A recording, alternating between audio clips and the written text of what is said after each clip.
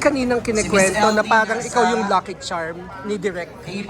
Yeah, actually si Direk mismo ang nagbansag niyan na lucky charm Sinabi niya talaga ako. niya? Sinabi niya yan noon pa, magmula pa doon sa mga ibang films na ginawa namin.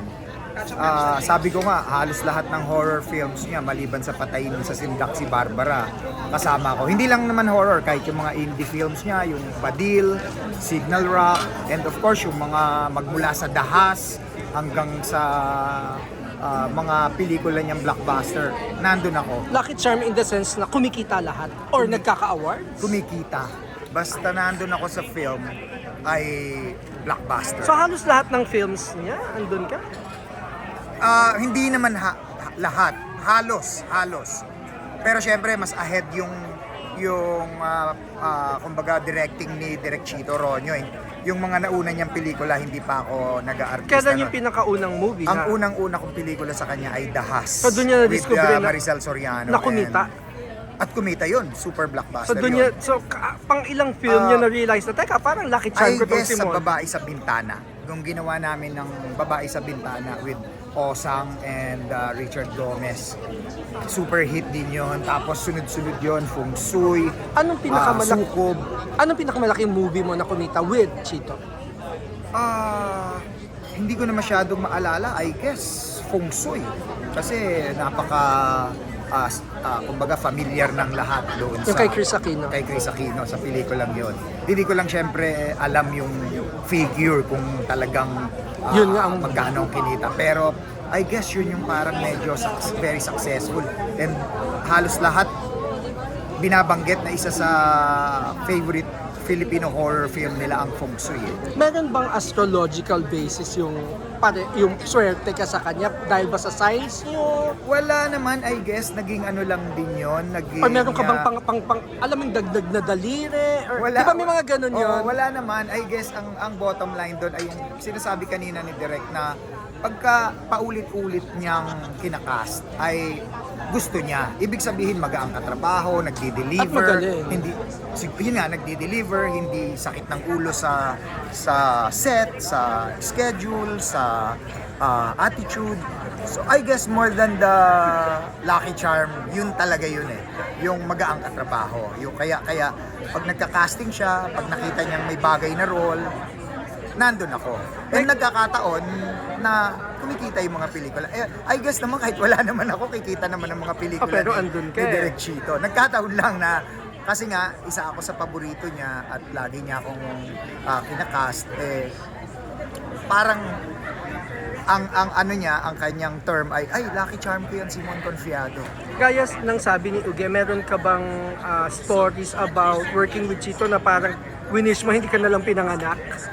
Joke yan ni Uge kanina. Iya, pero nung una kasi, syempre, kabado din ako dahil Direk Chito yan. Meron kaming ginawa noon kung naaalala nyo sa Channel 5 pa noon, hindi pa TV5, yung 1896.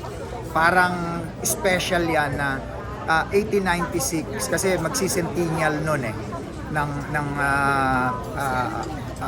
kumbaga kalayaan natin. Parang magwa 100 years ng araw ng kalayaan. Merong show na 1896 tungkol to sa syempre sa panahon ng mga bayani natin nung kalayaan. Ano nangyari?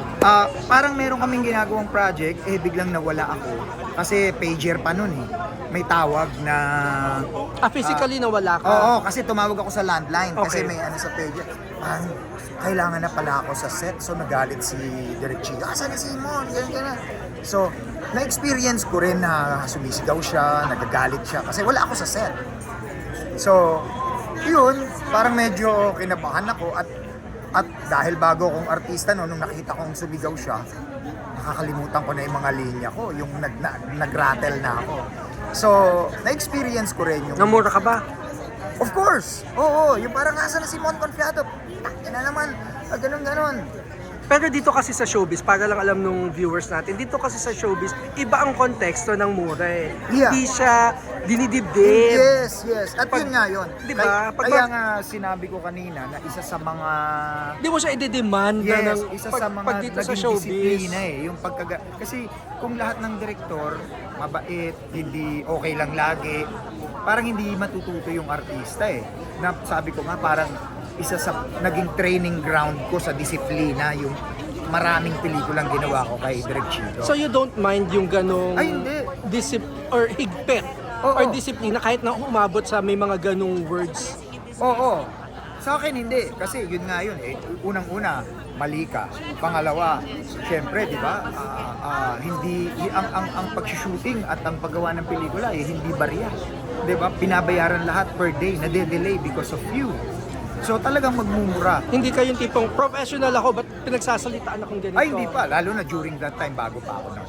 Pero yun nga, kahit na nangyari yon and eventually naging lagi akong artista ni Direk Chito, wala na. At saka never ko naman yan naisip na professional ako. Murahin o ano. Hindi. Kahit professional, murahin mo. Ano lang yun eh, in the heat of the moment. Ano yung huling horror movie mo before this? I guess yung mga kaibigan ni Mama Susan.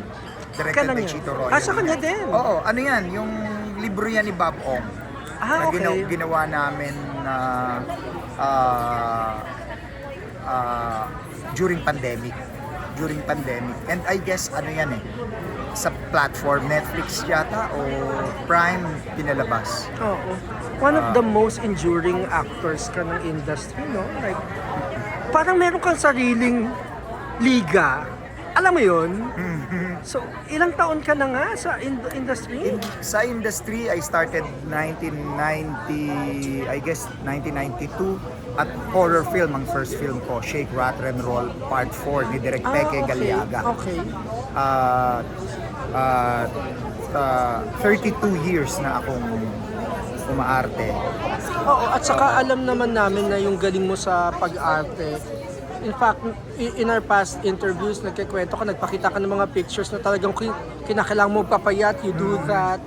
Okay, a few more questions about Espantajo. Gusto mo bang mag-fearless forecast about the success of this movie? Magta-top 3 ba to sa best films? Kikita ba to? Anong... May paniwala akong magna number 1 siya eh. Wow! Malakas Talaga? ang kutob ko kasi sobrang ang lakas ng paniwala ko dun sa pelikula at parang ang horror film laging nasa top 3 ng top grosser ng Metro Manila Film Fest. Yung Deleter recently naging top 1 at yung mga ibang pelikula laging nasa 1, 2, 3 hindi nawawala doon pagka horror. So sa casting kasi talaga, Judy Ann Santos parang na-miss siya ng mga tao. Tama. Ang ganda ng pelikula, Direk Chito Ronyo, yung ensemble cast, ang lakas. Tama. Lorne Tolentino, 'di ba? Janice de Belen, mga reyna ng horror film siya eh. Inaano nyo yun? Kanina, I think pangatlong beses na yan na point out sa press ko na to na yung unsung acting, yun ang isa sa bentahe. Yung ibang movies, madami din namang malaking artista. May malaking artista din naman ano. But sa inyo ko lang narinig yung unsung na binebenta. Oo eh. Kasi nga, kagaya nga din nung sinabi ko kanina na na-miss ko yung ganitong klaseng husay o professionalismo ng mga artista na alam lahat ang gagawin. Pagdating sa set, yung sabi ko, iba pala talaga pag veterano. Kasi hinubog ng panahon talaga eh, di ba? Yung parang sa dami ng pelikulang ginawa nila, mga award-winning lahat. Parang kahit hindi mo bigyan ng instruction, parang stage play, parang gagalaw at gagalaw, alam ang mga karakter pagdating pa lang sa location, sa set.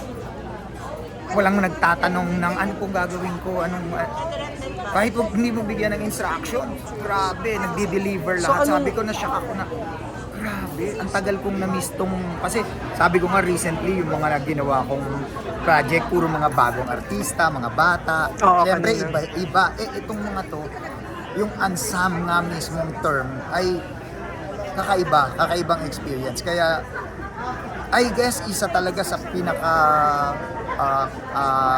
kumbaga core o yung ano ng pelikula, yung casting. Nagsama-sama yung talagang Oo. mahuhusay.